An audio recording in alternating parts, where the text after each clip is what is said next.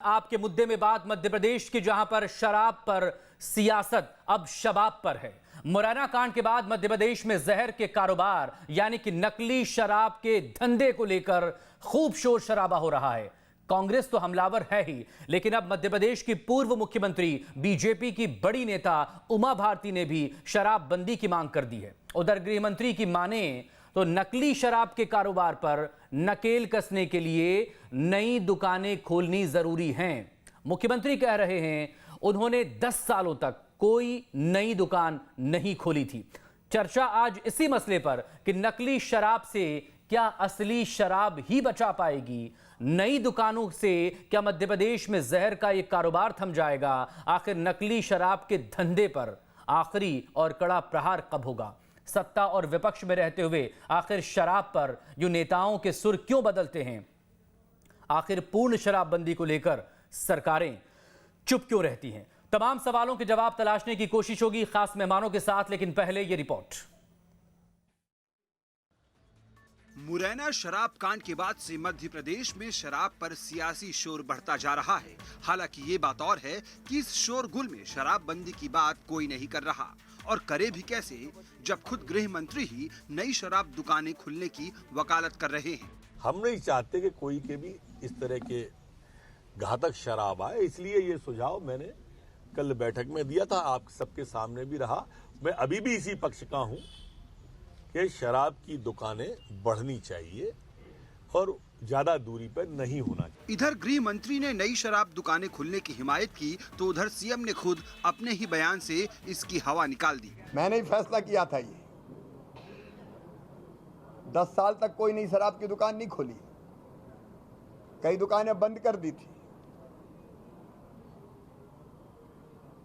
अब मैं उस पर अभी कुछ बोलना नहीं चाहता, लेकिन कई तरह के तथ्य और तर्क आते हैं,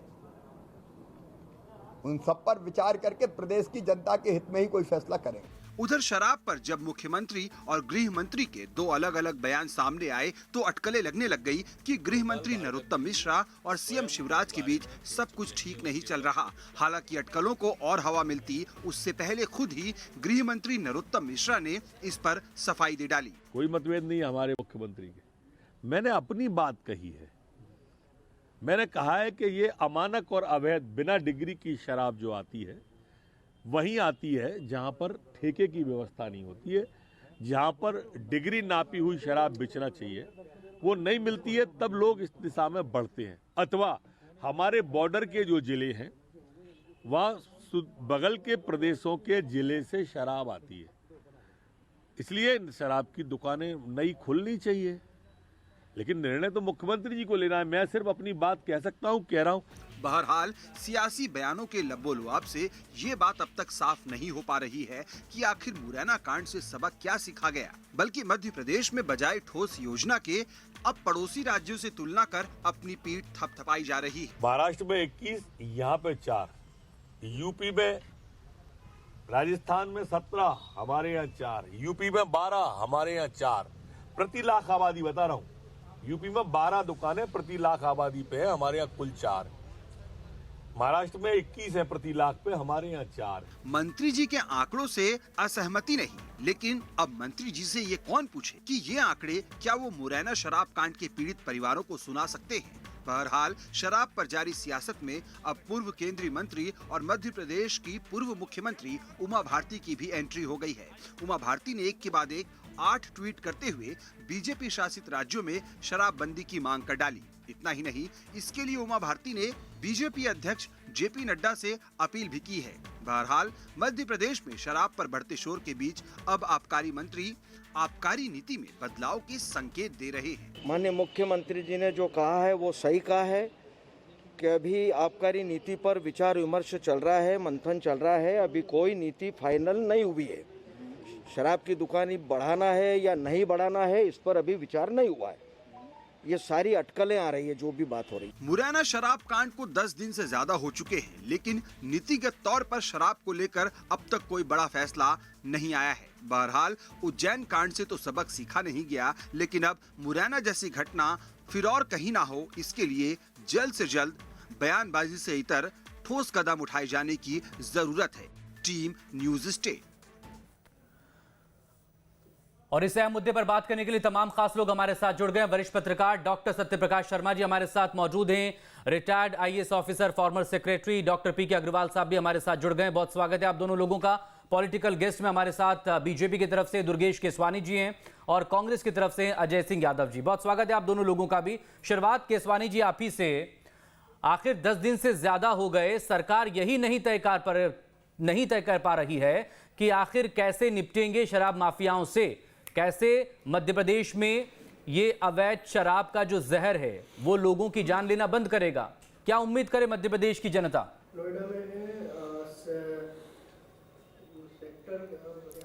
देखिए मकसूद जी, निश्चित रूप से जो ये मुरैना कांड हुआ वो दुखद है और उसके लिए निश्चित रूप से कई जांच की गई।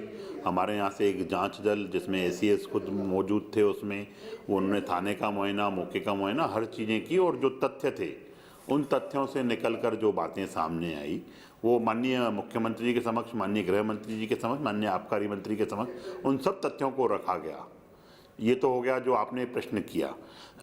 उसके बाद आप जो बात कर रहे हैं कि माननीय उमा श्री भारती जी का, तो माननीय दीदी राष्ट्रीय नेता हैं। उमा भारती का सवाल मैं आगे करूंगा। पत्र लिखा है। अभी उमा भारती जी का सवाल नहीं किया। आप मुझे ये बताइए, सरकार तय क्यों नहीं कर पा रही है? गाड़ी के एक गाड़ी में अगर 2 पहिए हैं, वो दोनों अगर एक दिशा में जाएंगे तो गाड़ी की रफ्तार बढ़ेगी, लेकिन एक पूरब में जाएगा, दूसरा पश्चिम में जाएगा, तो फिर किधर जाएगी गाड़ी? बताइए मुझे। आपके एचएम कुछ और कह रहे हैं, होम मिनिस्टर, सीएम कुछ और कह रहे हैं। देखिए मकसूद जी, वो गाड़ी के पहिए निश्चित रूप से सब एक ही दिशा में जा रहे हैं। माननीय डॉक्टर नरोत्तम मिश्रा जी ने जो बात कही वो उन्होंने एक अपनी जो उन जांच के बिंदुओं में से जो बात निकल कर आई थी वो बात उन्होंने रखी और डेमोक्रेसी में हर आदमी को अपनी बात रखने का स्वतंत्र है। माननीय गृह मंत्री जी ने जो सुझाव, जो जांच के जो बिंदु आए थे उनमें से एक बिंदु यह भी था और मीडिया ने निश्चित रूप से उस बिंदु को लेके बात आगे बढ़ाई, तो वो उन्होंने आपने अभी दूसरी वाली बाइट में भी यही कहा कि मैंने यह बात रखी है और उन्होंने आंकड़े भी पेश किए। और माननीय मुख्यमंत्री जी ने पूर्व में भी स्पष्ट किया था कि हम ऐसे 7-8 हजार करोड़ के राजस्व को लात मारते हैं अगर हमारा प्रदेश शराबबंदी की ओर जाता है। उसमें हमने कदम भी बढ़ाए थे। आप देखेंगे नर्मदा किनारे की या जब दुकानों की बात की जाती है तो उन दुकानों को कैसे हमने वहां से हटाने का काम किया। 60 से 65 दुकानें उस क्षेत्र से हटाई गई।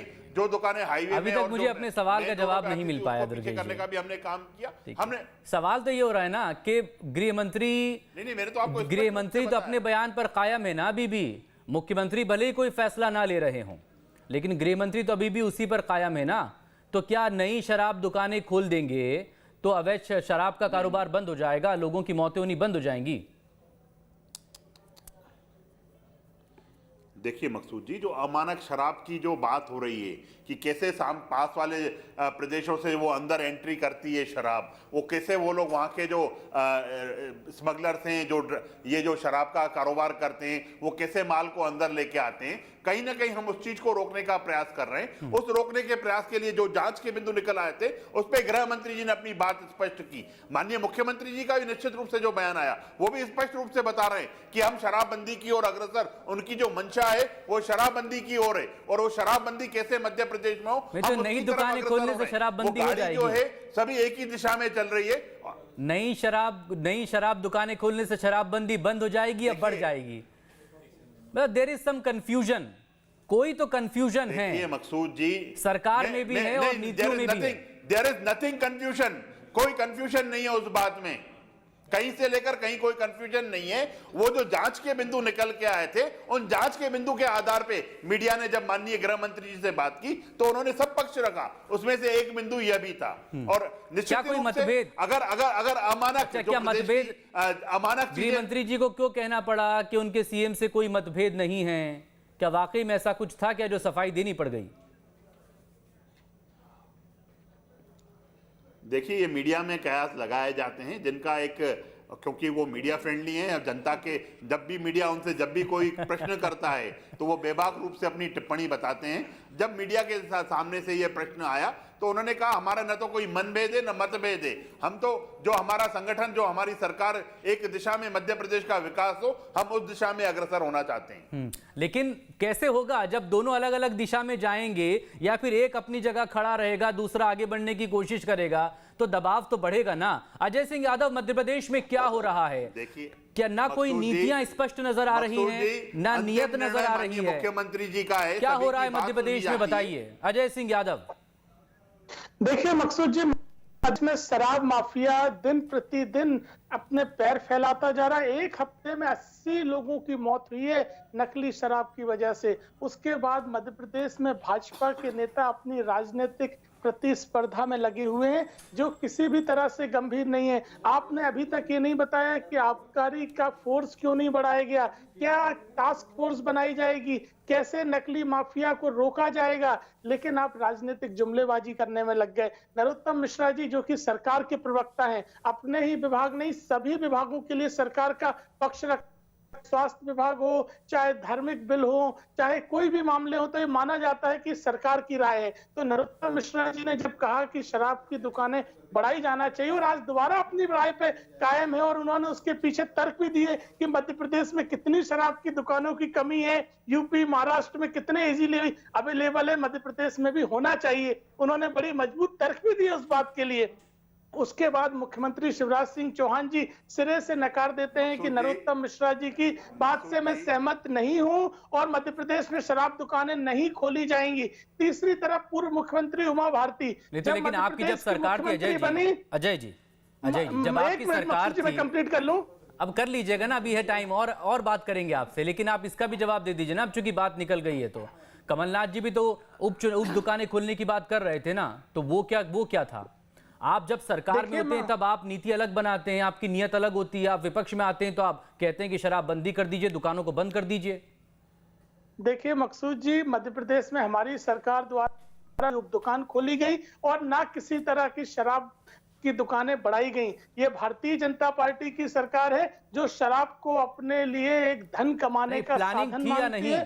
लोग बिल्कुल नहीं थी, विचार था या नहीं? हमारी सरकार ने खारिज कर दिया, हमारी सरकार ने खारिज कर दिया बात का जवाब देने दीजिएगा मेरे को। इसलिए एक मिनट मकसूद जी, मैं पूरा कर लूं। उमा भारती जी वो नेता हैं जो मुख्यमंत्री बनी तो उन्होंने शराब से राजस्व बढ़ाने के लिए आबकारी नीति में परिवर्तन किया, जिले की जगह दुकानों के ठेके देना चालू किए। और शिवराज सिंह चौहान वो नेता हैं जिन्होंने कोरोना काल में शराब को राजस्व का सबसे बड़ा जरिया माना। ठेकेदारों ने दुकान खोलने से मना किया तो आबकारी विभाग के कर्मचारी, महिला कर्मचारी तक को बिठाया गया। लॉकडाउन में शराब की दुकानों को छूट दी गई कि ज्यादा से ज्यादा शराब लोगों को पिलाई जाए ताकि राजस्व मिल सके। तो राजस्व के लालच का ही जिक्र तो उमा भारती भी कर रही है ना, कि राजस्व के लालच के चक्कर में तो सरकार कर रही है। तब उनने दुकानों के ठेके खोल दिए। तो भाजपा के नेता केवल राजनीति कर रहे हैं, बिल्कुल भी गंभीर नहीं है, कोई कदम नहीं उठाना चाहते हैं। कांग्रेस के प्रवक्ता जो यहाँ पे बैठ के बात कर रहे हैं, इनकी कथनी और करनी में ही। अरे भाई साहब, करनी आपकी करनी है, हम तो पक्ष में है, सरकार आपकी है। कमलनाथ जी की सरकार चली गई इस प्रदेश से, उस समय जहरीली शराब की से मौतें नहीं हो रही थी। ये आपकी सरकार की जवाबदारी है, आपकी सरकार की जवाबदारी है, ये वही कमलनाथ की जवाबदारी नहीं है। इन्हीं के द्वारा ही ये सब चीजें की गई थी और आज ये बैठ के ये बातें कर रहे हैं। तो ये बताइए सरकार क्या चाहती है? आप अपने दौर में बातें ही तो करते हैं ना। आप तो अजय जी, आप एक बात का मेरे को जवाब। सरकार में रहने पर चरित्र अलग होता है राजनीतिक पार्टियों का, विपक्ष में बैठने पर उनका काम अलग होता है। हम इसीलिए तो सवाल कर रहे हैं ना यहाँ पर। प्लीज आप दोनों हमारे साथ बने रहिएगा। आप जरा और गेस्ट को थोड़ा सा टाइम देने दीजिए, प्लीज आप थोड़ा बने रहिएगा। पीके अग्रवाल साहब, बताइए, जो उमा भारती मांग कर रही हैं बीजेपी के राष्ट्रीय अध्यक्ष से कि जहां भी बीजेपी शासित राज्य हैं वहां पूर्ण शराबबंदी हो, वो इसमें राजस्व के लालच का जिक्र कर रही हैं कि राजस्व के लालच की वजह से ये पूरा शराब का कारोबार होता है। क्या ये मुमकिन है? आप तो खुद सेक्रेटरी लेवल पर रहे हैं।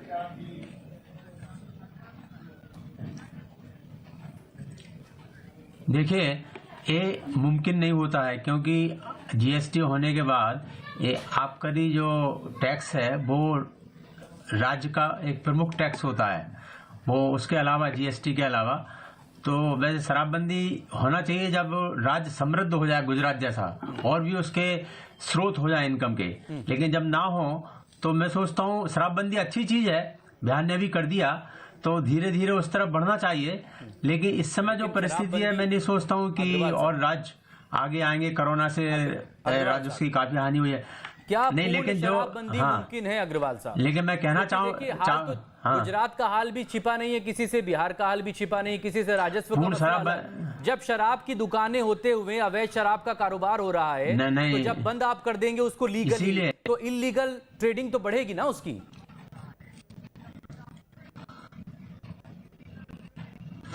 देखिए वो तो बहुत बड़ा इशू है, वो डिबेटेबल है, वो तो आप दूसरा। लेकिन मैं इसमें एक हल देना चाहता हूं कि अगर एमपी एक्साइज एक्ट का पालन किया जाए तो सब हल निकल जाएगा। एमपी एक्साइज एक्ट में है कि जो दुकानों के आसपास अस्पताल हो या कोई रिलीजियस मस्जिद हो, मंदिर हो, 50 मीटर की दूरी पर वो दुकानें रहना चाहिए।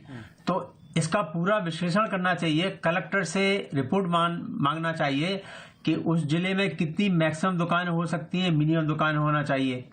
तो कम से कम जो मुख्यमंत्री कहते हैं, अगर कोई नई दुकान ना हो लेकिन जो पुरानी दुकानें खराब हो गई हैं उनकी जगह नई दुकानें दी जा सकती हैं जहां पे पब्लिक को ऑब्जेक्शन है। दूसरी बात ये बहुत जरूरी है कि अभी जो ठेके दिए जाते हैं मध्य प्रदेश में, वो माफिया को दिए जाते हैं एक साथ, लेकिन ऐसा कोई प्रावधान नहीं है एमपी एक्साइज एक्ट में। ये व्यक्तिगत लोगों को मिलना चाहिए। इससे जो कारोबारी हैं एक्साइज के, वो बेकार होके ये अवैध धंधे में नहीं पड़ेंगे। तीसरी बात है कि जो एक्साइज एक्ट के अंतर्गत जो सजा हुई है वो कोई खास सजा नहीं हुई है, क्योंकि इस प्रकार की सजा पाने वालों को अधिकार नहीं है लाइसेंस पाने का। तो ये बड़ा दुख का विषय है कि एक्साइज एक्ट में जो दंड है वो होता नहीं है, इसमें आबकारी विभाग का फेल्योर है। इसके अलावा जो आबकारी विभाग को भी हमें ठीक तरह से वो करना चाहिए, सुगठित करना चाहिए, जिससे वो ठीक तरह से इस पर जोर दे सकें। तो अगर हम एक्साइज एक्ट को फॉलो करें और उस प्रकार से अगर दुकानें दें, कलेक्टर से रिपोर्ट मांगे, और जो सलाहकार समितियां हैं प्रत्येक जिले में, ग्रामीण समितियां हैं, उनका विचार लें आगे। एक कोई नीतिगत फैसला नहीं है, एक्साइज एक्ट बहुत बड़ी चीज नहीं है। इसमें तो जो वो जिले स्तर पर सलाहकार समितियां, उनका क्या विचार है, इसके बाद मुख्यमंत्री या गृह मंत्री विचार करें और दोनों को एक स्वर में बोलना चाहिए। ये तो कैबिनेट रिस्पॉन्सिबिलिटी का पहला पार्ट है और वो बोलते हैं, ऐसी कोई सुविधा नहीं है। लेकिन गृह मंत्री ने अगर कोई रिपोर्ट के आधार पर बोला है तो कोई खराब बात नहीं है। अलग अलग सुरताल अगर निकले, हाँ, एक स्वर होना चाहिए, तो बात सही है। जो मतलब डॉक्टर शर्मा, हमारा संविधान, हाँ डॉक्टर शर्मा, ये क्यों देखने को मिल रहा है? हमारा जो संविधान कहता है वो कैबिनेट रिस्पॉन्सिबिलिटी का क्या कोई ये मैसेज देने की कोशिश है? एक कोई मैसेज दे रहा है कि पावर जो है वो सेंट्रलाइज है, दूसरा उसे क्या चुनौती देता हुआ नजर आ रहा है? क्या ये अहम का टकराव है या फिर दरअसल मामला कुछ और है? सवाल आपसे ये भी कि शायर तो कहता है कि गिलास बढ़ा दो, शराब कम कर दो, लेकिन अगर मंत्री जी कह रहे हैं कि शराब भी दे दो बड़ा ज्यादा और गिलास भी बड़ा दे दो, तो फिर ऐसे में होगा क्या प्रदेश का? मकसूद जी, देखिए, पहले तो ये चीज बताएं कि ये शराबबंदी होती है या शराब की जो पॉलिसीज होती है वो कैसे बनाई जाती है। थोड़ा सा मैं थोड़ा डीप में जाना चाहता हूँ कि डीपीएसपी की बात करें, डायरेक्टिव प्रिंसिपल्स जो हैं जिसके कारण गवर्नमेंट रन होती है, जितनी फेडरल गवर्नमेंट जो रन होती है, वो 36 से 51 जो आर्टिकल हैं, उन आर्टिकल की 47 में लिखा है कि इंटॉक्सिकेटिंग ड्रग्स या इंटॉक्सिकेटिंग ड्रिंक्स हैं, उनको प्रोहिबिटेड करने का उसमें दिया गया है। अगर ये चीज राज्य दिमाग में रखे, ये इसको कोर्ट में चैलेंज नहीं किया जा सकता, लेकिन ये डायरेक्टिव्स हैं, इनको अगर दिमाग में रख के ही तो इन चीजों को प्रोहिबिट किया जाता है। जैसा कि बिहार में कहा गया, आपने बिहार में किया, गुजरात में किया, या एक यूनियन टेरिटरीज में किया, और सिस्टर जो स्टेट्स हैं 7 सिस्टर्स, उनमें भी 2 में किया गया है। लेकिन ये मैटर यहाँ मध्य प्रदेश में देखने को नहीं मिल रहा। आपने कहा पावर सेंटर की बात, क्योंकि कहीं पर भी शराब की दुकानों को बढ़ा के इलिसिट लिकर के बिजनेस को नहीं रोका जा सकता, क्योंकि शराब को शराब से नहीं मारा जा सकता, जहर को जहर से मार सकते हैं, लेकिन इलीगल शराब को मारने के लिए लीगल शराब बढ़ाने का कोई तर्क वैज्ञानिक तो नहीं हो सकता है।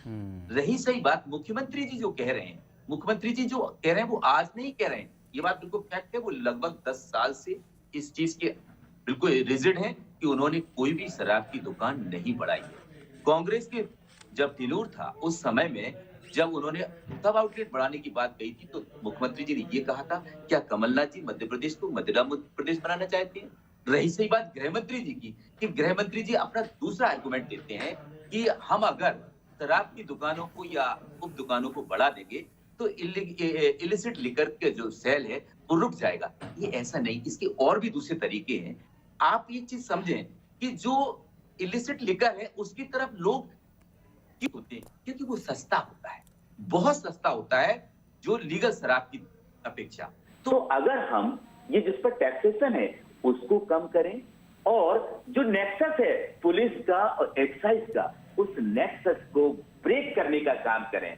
ये नेक्सस छोटा मोटा नहीं है, ये पुलिस स्टेशन से लेके डीओ तक रहता है और ऊपर लेवल तक रहता है, उसको ब्रेक करने की पॉलिटिशियंस उसमें हैं, पुलिस वाले उसमें हैं, माफिया उसमें है, सब तो हैं उसमें मिले हुए। जरा सा कौन नहीं है उसमें? बात रह गई है, जैसा कि अग्रवाल साहब ने कहा कि मध्य प्रदेश का जो एक्साइज एक्ट है उसमें कड़ी सजा के प्रावधान नहीं है, इसलिए जो भी इन चीजों में लिप्त होता तो है कड़ी उसको थोड़ी सी तो जब बाकी और चीजों को लेकर कानून सख्त हो रहा है तो इसको भी लेकर सख्त कर दे कानून। तो ये क्यों नहीं हो रहा है इसको लेकर? क्योंकि ये मुद्दा क्या वोट नहीं देगा? बताइए दुर्गेश जी, मतलब जो मुद्दे वोट देते हैं आपको, जो बहुत ज्यादा अपीलिंग लगते हैं, जिसको लेकर बहुत ज्यादा चर्चा होती है, तो उसको लेकर तो लगातार बयानबाजी भी होती है। अगर विधेयक नहीं आ पाता है सदन में तो वो अध्यादेश आ जाता है। तो इस मुद्दे पर फिर सख्त क्यों नहीं हो रहा है कानून? क्या पॉलिटिकल विल नहीं है, राजनीतिक इच्छा शक्ति नहीं है क्या इसको, कारोबार को बंद करने की? देखिए, निश्चित रूप से राजनीतिक शक्ति, इच्छा शक्ति भी है और हर आदमी भी चाहता है इसमें, पर चूंकि सामाजिक बुराई है, इस चीज को कैसे जन जागरण के माध्यम से और अनेक माध्यम से, जैसा अभी हमारे सभी यहाँ पे जो बैठे हैं महानुभाव रिटायर्ड आईएएस साहब ने भी कुछ बातें सुझाई हैं और सामाजिक बुराई है, आप ये मानते हैं, डॉक्टर शर्मा जी ने भी अपने को सामाजिक बुराई को तो कम करना चाहिए ना, दुकानें खोल के डॉक्टर शर्मा जी ने भी अभी कुछ बातें सुझाई हैं। तो मुझे निश्चित रूप से देखिए अग्रवाल साहब, उसमें एक जब मीडिया के समक्ष जब डॉक्टर नरोत्तम मिश्रा जी थे तब बहुत सारे बिंदुओं पे बात हुई। हम सिर्फ यहाँ पे एक बिंदु को लेकर बात कर रहे हैं, बहुत सारे बिंदु आए, जैसे अभी शर्मा जी ने भी कहा कि नेक्सस को तोड़ना पड़ेगा, ये बिंदु भी उसमें है, कोई माफिया इसमें काम कर रहा है, वो बिंदु भी है, साथ में ये बिंदु भी था जो उन्होंने मीडिया के समक्ष सब बिंदु रखे उन्होंने। और हम किसी एक बिंदु को लेकर अगर बात करेंगे तो वो शराबबंदी की ओर नहीं जाएगी, वो तो सिर्फ ये चीजें ये सरकार के हुक्म ये सब चीजें उनके पार्ट हैं। पर आप देखेंगे मकसूद जी, आपके समय कांग्रेस के अभी प्रवक्ता साथी जो कांग्रेस के हैं, एक मिनट मकसूद